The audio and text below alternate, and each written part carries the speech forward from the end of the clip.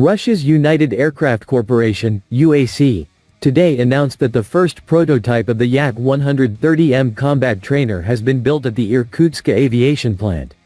The aircraft has been sent for ground and flight testing. 2 more aircraft are being assembled simultaneously. The Yak-130M was unveiled at the Army 2024 show in mock-up form. Nothing was heard of this project since then. Ground tests will test new and upgraded systems on the aircraft to confirm its stated performance. Much of the upgraded equipment was developed jointly by Rostec Enterprises. The aircraft will then begin preparations for its maiden flight.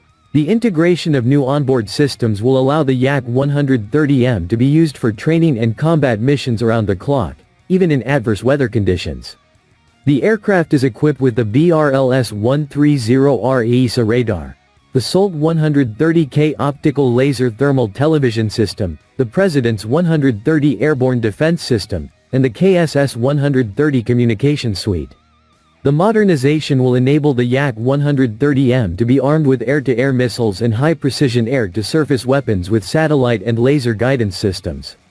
The new aircraft will not only retain all the capabilities for training combat pilots but will also acquire the qualities of a combat aircraft, Rostec said in a release.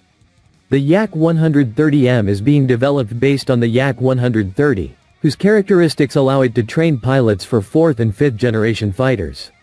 The primary goal of the ongoing modernization is to expand the aircraft's combat capabilities.